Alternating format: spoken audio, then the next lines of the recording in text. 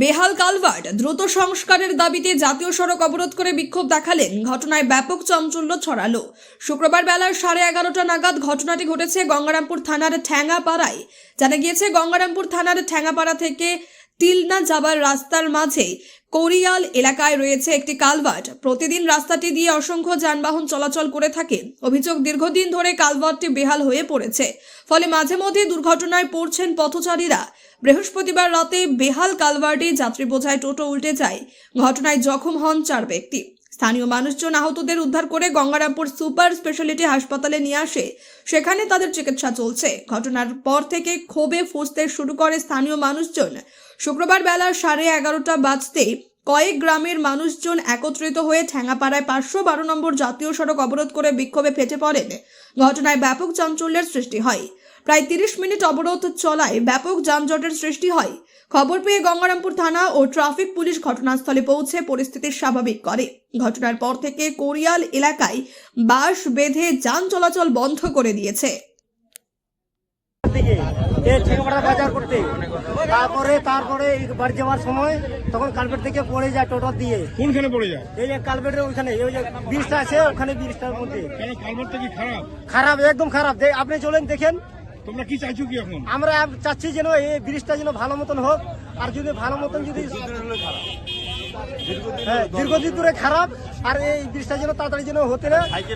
এখন ছোট ছোট বাচ্চাগুলা স্কুলে পড়তে আসে ঠেঙ্গাপাড়াতে, কিষালয়তে, তারপরে সারদাতে পড়তে আসে, তারপরে এই হাই স্কুলে আসে। চেংড়াগুলো গাড়িতে করে চলে আসে, কিন্তু ওরা যদি ভবিষ্যতে ওরকম যদি হয়ে যায়, আমরা ওটা চাচ্ছি যেন জিনিসটা যেন ভালো হয়। আমরা কোনো কিছু চাই না, খালি ব্রিজটা যেন ভালো হয়। গোপীনাথ সরেন, বাড়ি নন্দনপুর। আমার একটা পথ অবরোধ হয়েছে। হ্যাঁ, এটা শুনলাম। এটা আমাদের ঠ্যাঙ্গাপাড়া থেকে একদম ইসরায়েল অব্দি প্রায় 7 কিলোমিটার রাস্তা, প্রধানমন্ত্রী সড়ক যোজনার রাস্তা।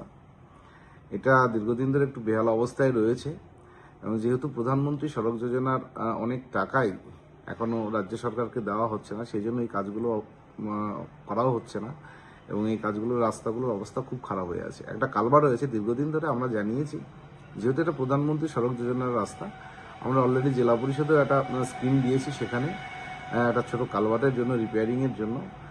আগামীতে দেখা যাক, খুব তাড়াতাড়ি হয়ে যাবে। আর বিজেপি যেটা অভিযোগ দিচ্ছে, বিজেপির তো জানা প্রয়োজন আছে যে এটা প্রধানমন্ত্রী সড়ক যোজনার রাস্তা। আজকে প্রধানমন্ত্রী সড়ক যোজনার রাস্তা আজকে পথশ্রী রাজ্য সরকার করছে, বিভিন্ন জায়গায় জেলা পরিষদ করছে, প্রত্যেকটা দপ্তরে কাজ হচ্ছে।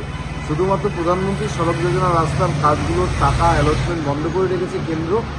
আজকে বিজেপির নেতারা যারা অভিযোগ করছে, তাদের সাংসদ আছে, তাদের সাংসদের মধ্যে দিয়ে একটু জানা যে এই প্রধানমন্ত্রী সড়ক যোজনার টাকাটা কেন কেন্দ্র সরকার আটকে রেখেছে। যদি কেন্দ্র সরকার ছেড়ে দেয় তবেই কাজ হবে, এটা আমাদের রাজ্য সরকারের কোনো ব্যাপারই নেই।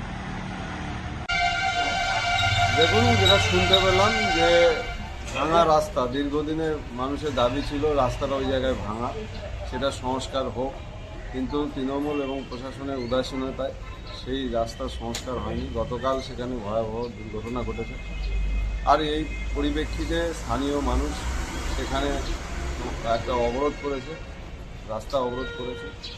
দেখুন, এই রাজ্যের যে অবস্থা, এখানে আন্দোলন ছাড়া বা কোনো রকম প্রতিবাদ ছাড়া কোনো কাজ সুষ্ঠুভাবে হয় না।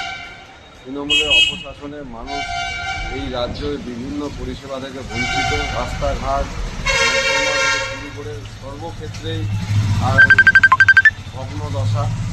এই আমাদের দাবি যে এই অবিলম্বে এই রাস্তাগুলো সংস্কার করা হোক, এবং রাস্তা সংস্কার হলেও এত নিম্নমানের রাস্তা তৈরি হচ্ছে, অল্প দিনের মধ্যেই তা ভেঙে পড়ছে, সেগুলো অবশ্যই লক্ষ্য রাখা।